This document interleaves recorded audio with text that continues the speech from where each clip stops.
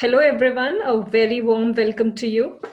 I, Soumya Singh, editorial in charge and media head at Social Legal Literary, welcome you all to the series of lecture Decoding Constitution in Unconstitutional Times.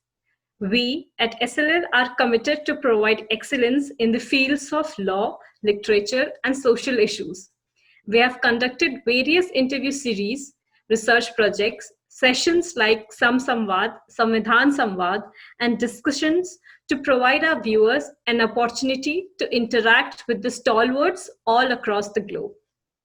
The current unusual constitutional time, marked by the extraordinary degree of undemandedness, is influenced by the politics of Vishwas, wherein there is complete immunity to any forms of accountability, reinforcing arbitrariness, which is an anathema to the constitutional principle and hence constitutional erosion. The rise of cultural nationalism and a paradigm shift to Hindu Rashtra, challenging the principle of secularism in the apex court, announcement of enactment of laws such as love jihad by the state governments of UP and Haryana is a fatal blow to the secular values. Adding more to the tribulations, the societal upheaval emanated from CAA and NRC protest proved perilous to the Indian constitution. The question that lingers is, though our constitution has shown remarkable resilience, can it survive constitutional fascism? Is this the beginning to an end or just another test of endurance? On this note, we will start with our first series with Nabila Siddiqui, a scholar and an activist. She has previously worked as a judicial clerk at the National Green Tribunal Principal Bench, New Delhi. She was awarded the prestigious President of India, Dr. Shankar Dayal Sharma Gold Medal, the Ines Prize, the Carmichael Award, and the V. Suresham Memorial Award for her Masters in Constitutional Law. Ms. She is an active member of the International Society of Therapeutic Jurisprudence and All India Democratic Women's Association. Team SRL welcomes you, ma'am. Thank you so much, Soumya, for the brief introduction. The topic that you people have chosen in the current times, I feel it's one of the most important topics and themes to discuss, first of all. And I also read a little bit about the kind of sub-themes that you're planning to take up in the following series. And today, the topic or the sub-theme which you've chosen for me and you've asked me to speak upon is citizens in the making and unmaking in the constitution, if that's the topic I'm clear with. So in the light of the lines that you've just mentioned, I've briefly will take you through the idea of constitution making process, and then we'll talk about the idea of unmaking and where public participation of citizens lie in the process. So this would be the brief outsketch which I would like to touch upon while I speak. Also, this is just a disclaimer. There might be a little bit of noises at the end because we are celebrating and it's a time of festivals. Of course, everyone has their own right. And so if there's a little bit of disturbance, please pinpoint in the chat box. We'll pause for a moment and then we'll continue, right? So to begin with, the theme that you've chosen interested me very personally since my specialization is in constitutional law. And one important thing that we miss upon while we talk and discuss about constitutional law, or let's say the idea of constitutionalism, is the idea that is involved in the constitution making process. So we see that the constitution making process, if we are to see the last 3 or 4 decades for various countries, we'll see that it has changed much. And there has been a lot of change in the constitution making process. And this is very important because of the simple reason that the world order has changed in the previous 3 to 4 decades. We've seen in many countries that there has been a winding up of colonialism. In various other parts of the world, we saw that there was emergence of new states.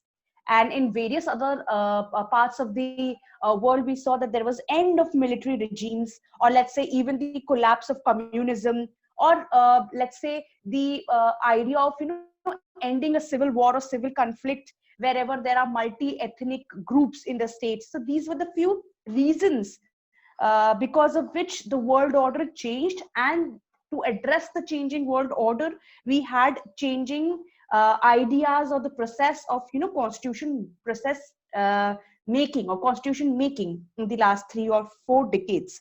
Why it is important and why we need to look into this is because the whole idea of constitution making as a process is very important to understand as to why we brought the constitution at the first place, why we needed it, why we are obeying to it or alleging towards it, and at the same time the few ideas of people or people propagating the idea that we need a new constitution now, because this is the general notion that we are seeing currently, or the debate. Because in the past few months I had I was going through a lot of debates. I saw a lot of people with a common conscience and coming up with the idea that we need a new constitution altogether. So are we ready for that? That's the question that comes to my mind when we discuss about this. So we see that the purpose determines the orientation of the constitution. That is the most important thing. And also its process adds to the purpose and the orientation of the constitution.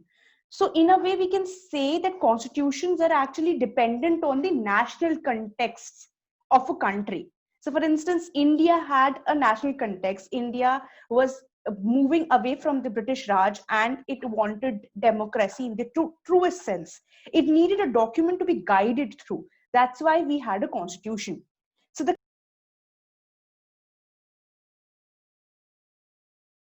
sense, they vary, and depending in the considerable part of the national history of that nation, we see that reliance and respect for the law is being seen as the key player for organizing the state and the society. And the state and the society is in charge for the commitment and the infrastructure that would bound to or that would upheld, let's say, the rule of law. But let's give an example where the contrary is breeding. Let's take an example of a country or a state where there are social and political orders of authority that have competing nature, let's say, and they if for instance have glorious politics playing there, and they have a tradition of, let's say, strong man.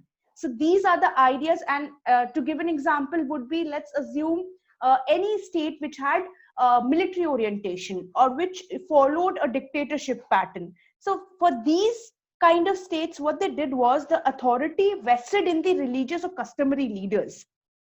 This is very important because we see that it is closely regulated by, let's say, one given set of social norms or institutions and hierarchies. And usually the citizen, which we're talking about, or the people, pay, let's say, allegiance towards this set singular unilateral social norms, institutions, and hierarchies, which is very much different as far as other democracies are considered. So we see that in a society that is largely, let's say, homogeneous, and they have one dominant group and the other group is not very much in a position, and even if it is reduced to a, let's say, a minority which is not even put up in a quantifiable manner, then there are common values and aspirations in that society. And in that society we see that the members are or have been a part of, let's say, for that same state for ages. And therefore, if you are trying to bring any constitutional reform in such kind of state, it would be very easy because there are no critical points. There is no criticism to such ideas and thoughts. And this was very much prevalent if we see the reform of governmental systems in Finland. For instance, in 2000 in Finland, you saw the same thing. You had a homogeneous society, you saw common values and aspirations, and people were very much pro the constitutional reform. They were not reluctant, and also they were not very particularly, let's say, critical of the ideas. But when we see the contrary, where you have different languages, different religions, or let's say even different modes of social organization. Social organization means the idea of a formation of groups, be it linguistic, be it cultural, be it of any sort. Then this is less, let's say, you have a less chance of, let's say, a process that would be easy for constitutional reform. There would be a lot of, let's say, reluctance, or if not reluctance, the constitutional reform process would take time. But the appreciation part would be that this constitutional process or constitutional reform, that this constitutional process and reform would be critical and would welcome a lot of contrary views to this particular notion. And when it brings contrary views to the particular notion, what happens is you have a healthy idea. You are trying to accommodate or bring ideas from different backgrounds, different orientations, and trying to accommodate. But at the same time, you are having a lengthy process. So because of course there are competing ideas in the process involved. I'll just pause for a moment.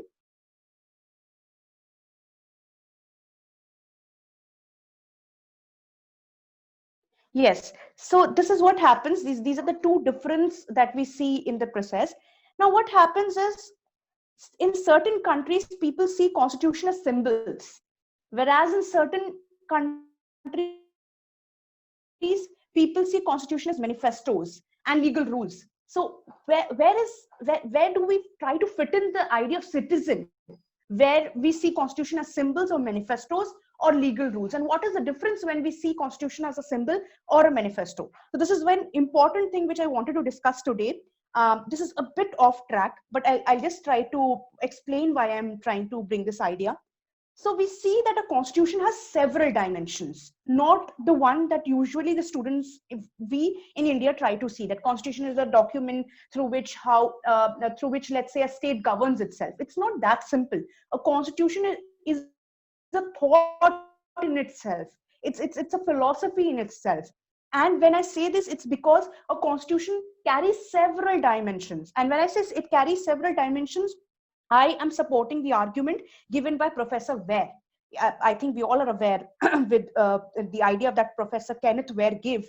So Professor Ware actually drew a distinction as to the distinction between the people, or let's say the citizens, or let's say the public at large, who regarded constitution primarily and let's say exclusively as a legal document. And here there is only place for, let's say, rules of law or legal rules. And there was nothing else in this. And the other part of people who regarded constitution, or who thought that a constitution was a sort of a manifesto, it was a confession of thought, it was, let's say, a statement of ideals or the charter of the land. So this is what Professor Ware differentiated between the idea of constitution in 1966. He says that constitution can be seen as a symbol or as a manifesto, which in the part of symbol vests with the idea of legal document, that is legal rules, and it is a legal document which governs the people.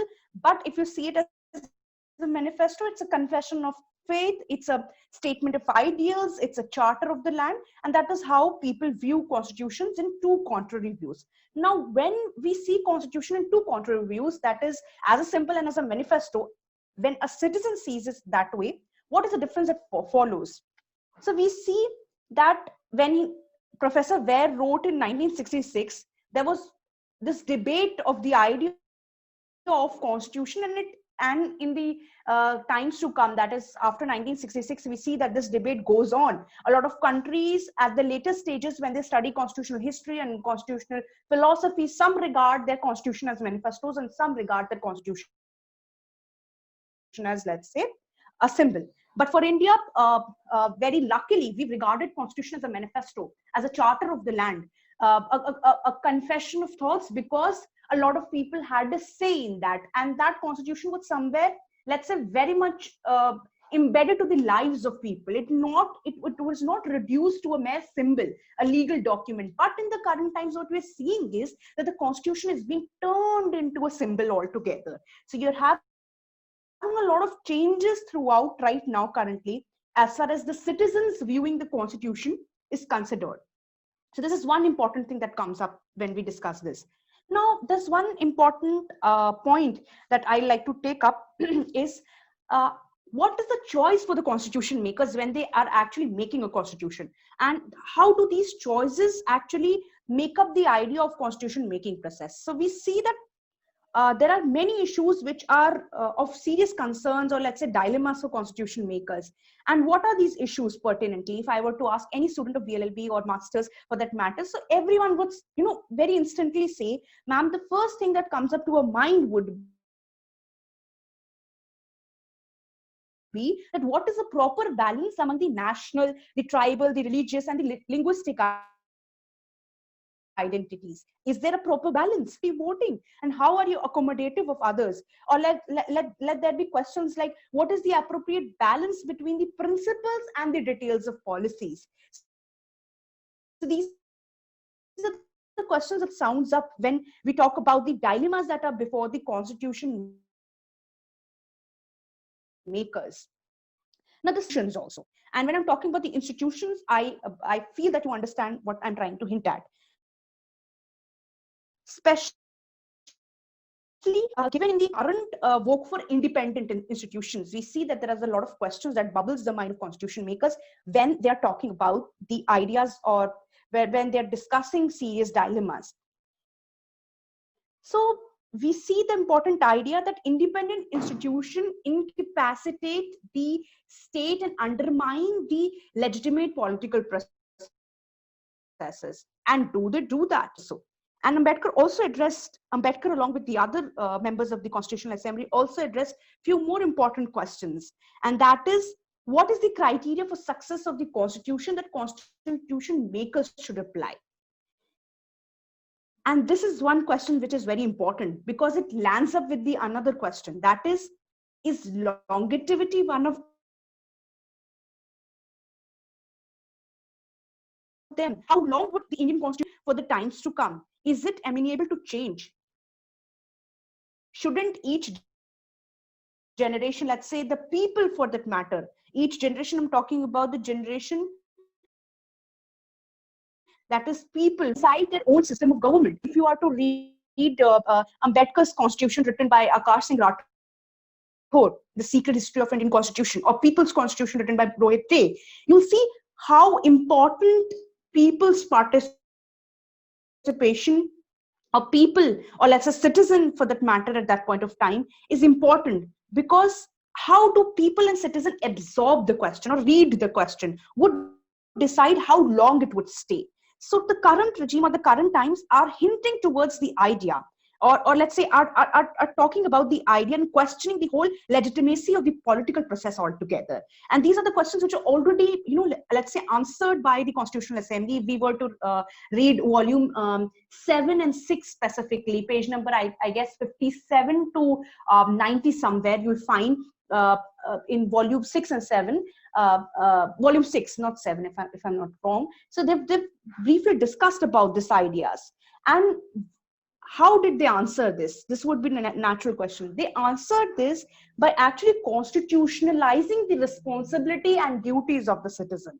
This is one important key, like legal dimension of the constitution, which we see in the Indian constitution specifically, that has actually, let's say, they've made the social contract proposed in the constitution as both safeguarded, symbolic, and substantive. So they've not, unlike other constitution like the US constitution, they've not only safeguarded the social contract, but they've also made it symbolic and substantive at the same time, so that people feel the constitution, people absorb the constitution, along with the idea of responsibilities and duties as elements that are core to the constitution. That is, constitution being binding of all the people and their institution, and not only the state organs. So this is the beauty of Indian constitution.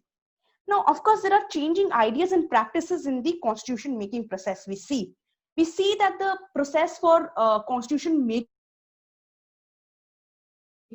has changed over time. And when I say it has changed over time, I mean to see that there are traces. If we are to see the world history by and large, the world history sees and has brought about, let's say, several constitutions in the late 20th century. Now, if I were to give examples, let's say in late 20th century, we saw constitutions of Nepal, constitution of Kuwait, constitution of Ethiopia, constitution of Jordan coming up. Here, the idea of bringing up the constitution in these countries was only for one simple reason.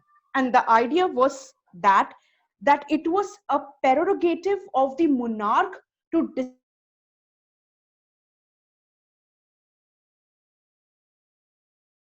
decide on and to grant the constitution. And in terms of, or let's say in the simplest term, it was many other constitutions which were imposed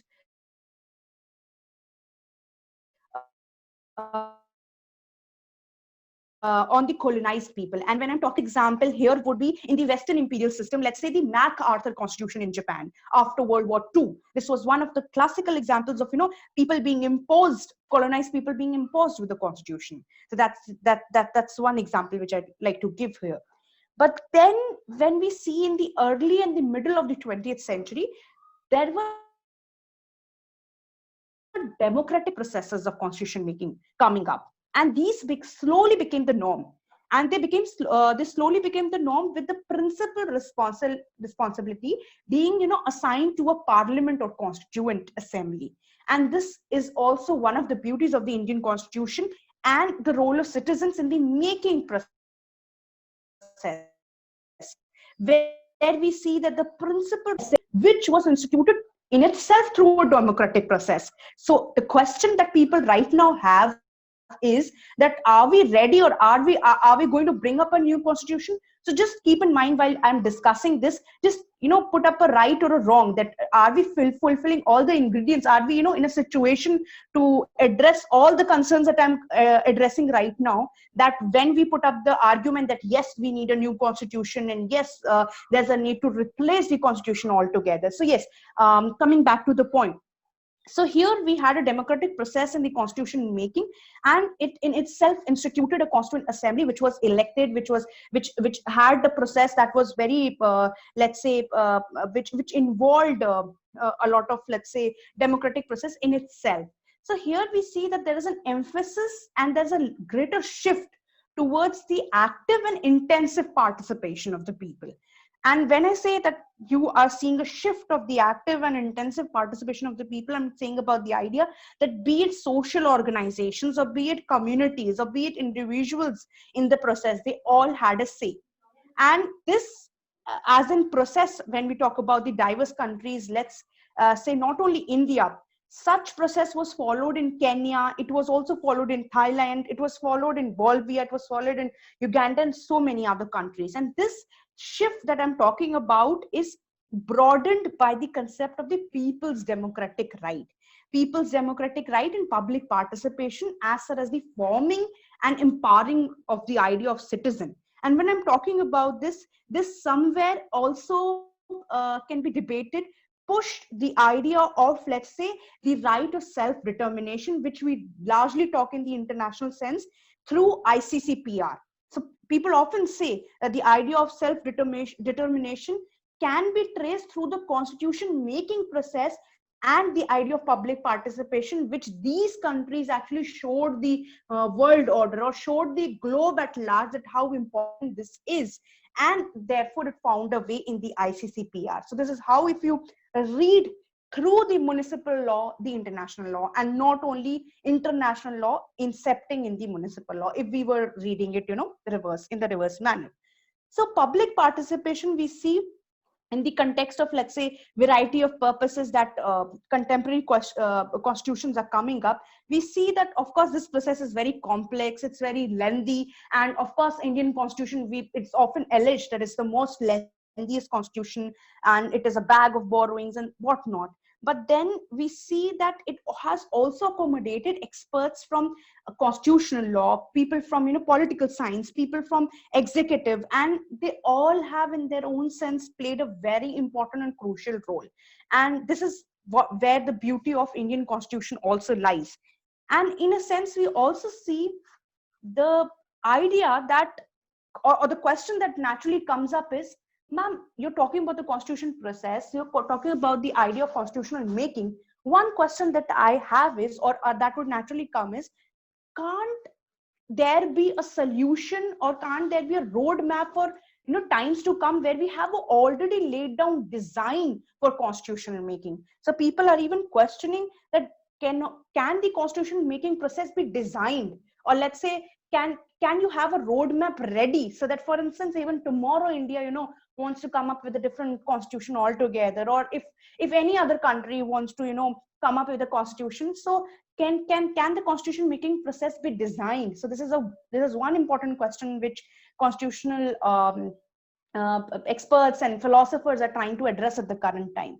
So with the little understanding and little reading that I had, I'll just crisply put up what is the general notion and what is best suited as far as India is considered. So we see that the notion of designing as a process, of course, when I talk about the idea of notion of designing as a process, I'm suggesting that there should be, let's say, a higher degree of rationality. And this higher degree of rationality should be based upon the understanding of the consequences of different possible arrangement. This is very important, that there should be higher degree of rationality. And in the current sense, when I'm talking about the higher degree of rationality, that in itself is questionable. And based upon the understanding of consequences of different possible arrangement, is very important to address that there are chances of different parallel truth. So we see that Mahatma Gandhi, in his autobiography, talks about the idea of multiplicity of truth, that tumhara satya hai, mera satya hai, and truth can even have their own dimensions. So coming back from Mahatma Gandhi to the idea of constitution making process, the idea is that you need to accommodate, or you need to understand the consequences of different possible arrangement. It's not like that in the present situation, if I come up with a singular design, that would be welcomed by each and everyone, and that too with the minimum deliberation and the lack of rationality that I just talked about. So here we see that in the recent years, we see that researchers have been trying to let's say, assess the possible constitutions worldwide, and what could be a better form of constitution if we were to talk about. So for example, let's say that whether a parliament or a constituent assembly is a better let's say, flag bearer of the task of constitution making. This is another question that in the current times is coming up. Or let's say, whether transparency or a measure of confidentiality in negotiations is more likely to produce consensus. This is another question that constitutional makers are current constitutional philosophers are dealing.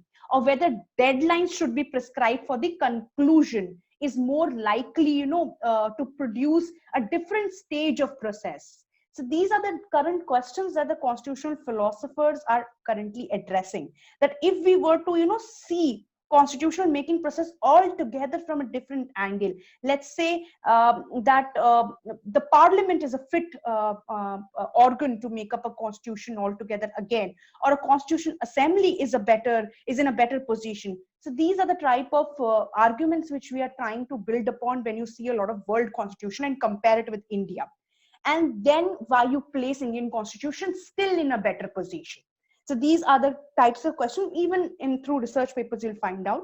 So we see one important thing, that these all questions rest upon, or all these questions answer, is through the idea of Indian constitution. And when I say the Indian constitution, I talk about the idea that the Indian constitution making process are not much designated to negotiation, or it's not much designed as being negotiated. Instead, what we see is that there is a little scope of control of political actors who try to seek or dominate the process. And when I'm saying this, I will just like to quote an example.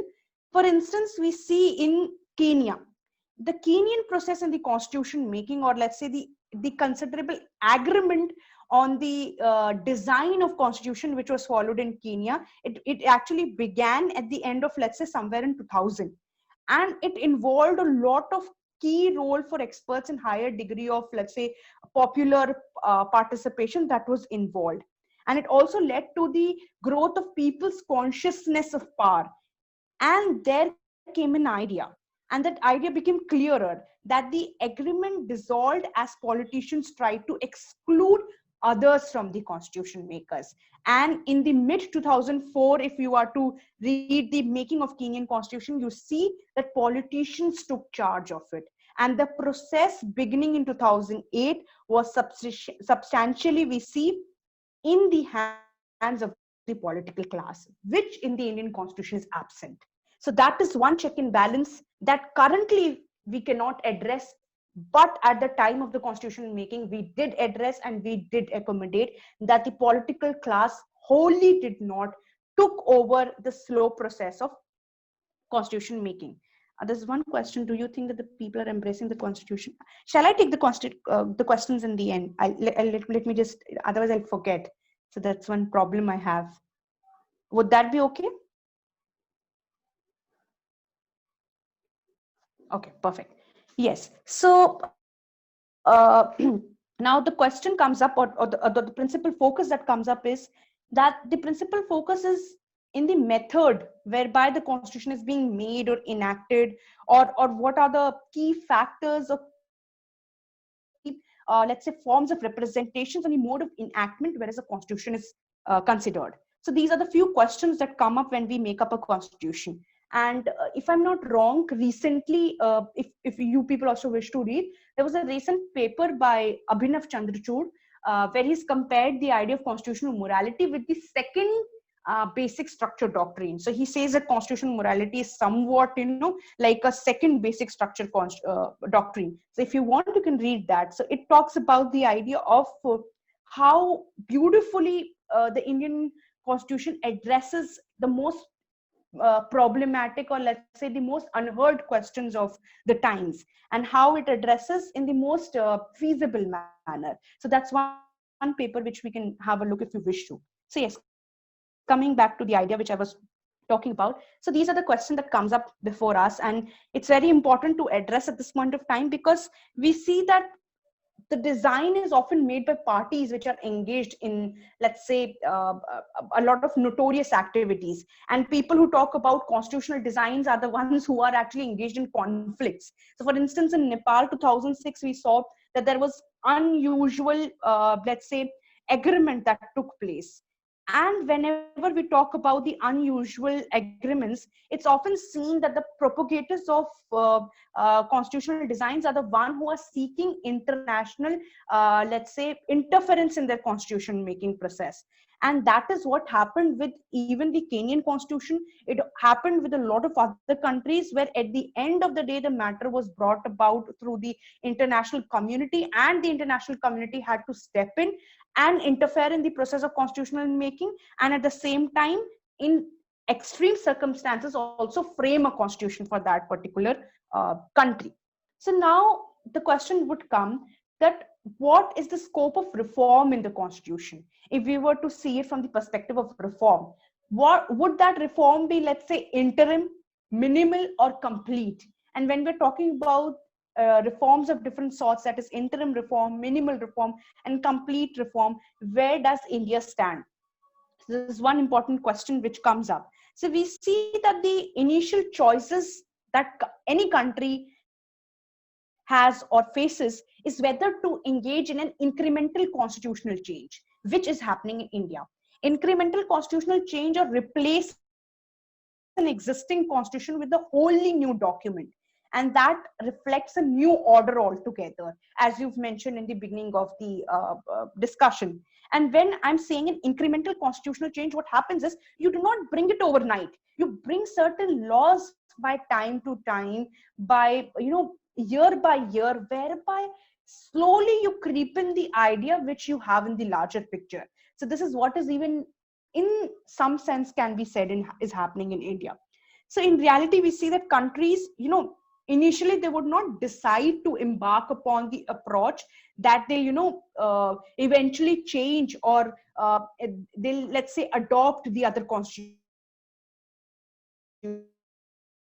for example.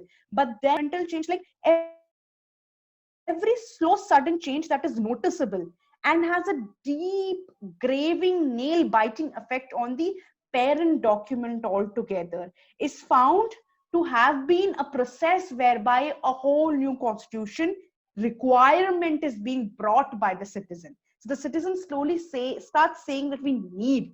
It is through the citizens that you bring up this whole notion.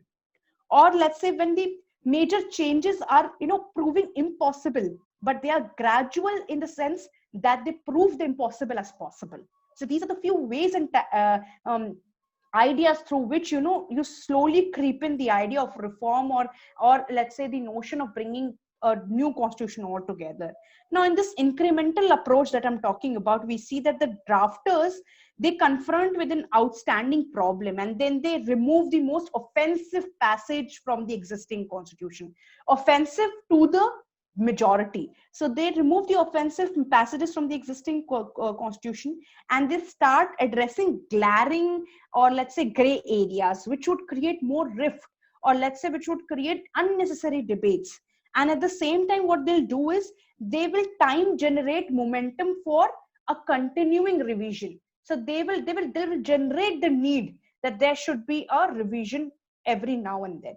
And this strategy we see was followed by one important country, that is Chile. So Chile, you see, has pursued this strategy to some degree. And then you can see in Indonesia, you can also see the same idea in Israel also, for establishing a new state. So they adopted the idea of incremental approach. And in some sense, we can say that even India is following into the paths of the same countries. What is the advantage of this approach?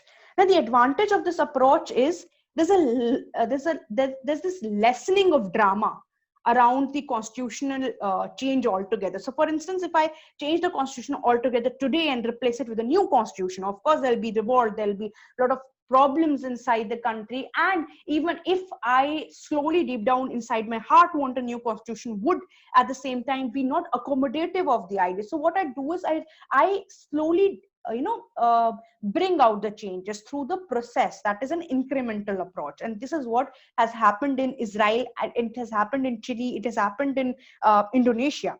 So we see that creating a constitution de novo means altogether new, and using the constitution to solve a range of difficult problems can potentially raise political stakes, political questions. It could deplete the economy altogether, and it would also increase societal and political divisions in just let's say in let's say a blink of an eye movement.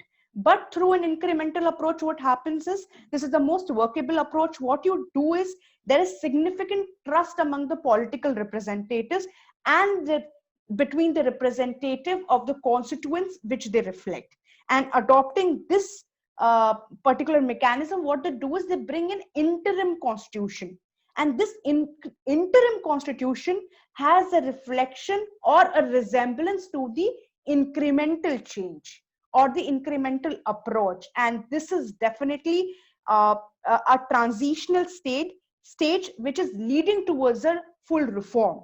So this is not something that currently India is facing. This is a tried and tested technique which we fail to see. This is because the beauty of the constitution making process and the constitutional philosophers, the ideas that they've taken, that the brains they've put, we are just condensing the ideas and just seeing it in a very microscopic dimension, that this particular government is doing this particular issue, and these are the laws that are coming up, and this is because of this. No, there's a larger goal, there's a larger process behind it. And when I say larger goal, larger process, that could be understood if we read other constitution and other constitutional processes in different countries and how that process works. So this is what I'm trying to hint at. Maybe it's totally false, maybe it's not the case in India, but then a reflection can be seen in the let's say setups of these countries. And when we study comparative constitutionalism or comparative constitutional law, we see the seeds being implanted in the Indian constitution. And this is very important as far as the actor or public participation or the citizens are considered. That how do citizens address to such issues, or how do citizens, have an important say in the making and unmaking of citizen, the idea of citizen altogether. And the biggest blow, if I were to say, were the recent laws which you've named in the beginning, which has totally deconstructed the idea of, the idea of seeing constitution as a manifesto, or not as a symbol. Going back to the original discussion that I started with. So we see that citizen, or let's say the idea of public participation, has different faces or different aspects. And if I were to say, I can say very casually that there is a direct versus indirect participation or representation. So here indirect raises the question of, let's say, the method of election, or let's say the appointment or the accountability or reporting of the citizen or the public by and large. This would include the indirect representation or indirect participation. And then there is a different set of participation, that is participation in discussions, in lobbying, and versus the participation in decision making. So where does India stand currently? And the third type of participation would be participation as a part of an official process versus informal participation, which I just talked about. So participation could be in different facets which we see. And sadly, in current sense, we are seeing minimal participation, because where you have broad spectrums of activities like voting, people standing in the elections, or people being a part of the decision making, that is, let's say, through executive, through institutions, through legislatures, or let's say perhaps with veto on some matters, or let's say opportunities to influence official policies, forms of self-government or autonomy or consultative bodies, or let's say the most simplest sense, even a proper idea or proper, let's say, statistics being put up in the public domain, which I think is not even available with us if I were to debate on any topic. So that is where public participation or the idea of citizens speak through, and how citizens actually speak or manifest their power. These are the few ways by which they actually mobilize support, or let's say they lobby in constitutional making and unmaking process, which if we are to see in the given sense. So we see that citizens, or let's say public participation, this can occur at any stage of constitution making and unmaking, and this also has different forms altogether. And the most interesting thing that is that if we were to read through the history is, let's say in the 18th century there was a process to develop the United States Constitution, and we saw that it became more open and participatory as far as the constitution making process began, and after the constitution was finally drafted. But in some cases, for instance, if I were to talk about the idea of democratic and participation and participatory notions of the citizens, we saw that there were massive protests, and this had a lot of people, being engaged in instrumental in getting the process started in constitutional making. That was evident in Philippines in 1987, Kenya in 2005, because this was something which was actually pushed back by the popular regime of that time. So we see that constitutional process involves public participation, public consultation, and the idea of citizens in the making and unmaking, not only from the idea of bringing the constitution, making the constitution, implementing the constitution, but also in the unmaking of a constitution. And this is very important, how we see citizen and where do we place citizen. And here citizen include citizen of all the stratas. We are not discussing only the citizens at, let's say, the creamy layer, or let's say the citizens at the most least brink of the economic ladder or the political power, but citizens by in the general and in the most accepted manner. If I were to talk about the degree of public participation in, let's say, the actual preparation or accommodation of the idea of constitutional principles. So this is very important as far as constitutional making is considered. Now this has a very important impact on the decision making bodies, this idea of citizen, and why it is very critical and why it is very important as far as a constitution making process and the aftermath of constitution making process is considered. So this can be observed if you were to actually, yeah, please. Yep, I think we have a question. Yes. Ma'am, do you think that people are embracing the constitution more than even before through symbols like what we witnessed to the saber? Do you think role of symbols in making of citizenry? I believe, if I were to answer your question, I believe that the protest, because we have a beautiful small article someone wrote for the Oxford Human Rights Hub. I just read 15 minutes before attending this session. I think it's Sneha Dhote, some girl she's written from NLU. And it's a very beautiful article where she's talked about the right of protest vis-a-vis the idea of constitutional freedoms. So if I were to answer your questions, yes, this protest has actually revolutionized the idea of public participation. Definitely, I would agree to it, because we saw for the first time women participation by and large into the largest sense. And yes, there's a sense of, let's say, people absorbing the idea of constitution, but as a symbol, yes, that I would say agreeable to the extent, because only at the times of crisis do people hold the constitution in hands. But into day-to-day dialects, let's say day-to-day dialogues, it just disappears and vanishes. And when I say this, day-to-day dialects and day-to-day dialogues, it vanishes for the simple reason is because when we promote let's say violent ideas of let's say miscreant media reporting, or let's say day-to-day business, when we post something that is notorious on the public forum, and that is also when the constitution plays in hand. So that is very important to probably understand. But then we should also see it in the contrary, that people, be it from the people who participated in the protest, or the people opposite to it, just let's say the opposite of the people who participated in the protest, they both somewhere had the idea of seeing the constitution as a legal rule. Yes, my constitution gives me the idea, or let's say the right to protest, therefore I'm protesting because this is the reason. No, their right should be curtailed because the way this was the argument that was set by both the ideas. None of the petitions from both the sides saw constitution as a manifesto, saw constitution as an idea or a belief or a philosophy that embeds in deep into the essence of the person, of why they were protesting, what was the bigger picture. Okay, if you're blocking the way, what harm could it give, what is the bigger picture in the largest sense that we are seeing. So it is reduced down to very trivial selfish motives altogether, and that sometimes are important for a let's say good working, or let's say check and balance in the current scenario. If not, at the same time, they should also address, or let's say a rereading of the constitution should be done in the present scenario. That is very much needed. So I was even discussing with Professor Khaitan when I was presenting a paper for JFF. So we were reading about this.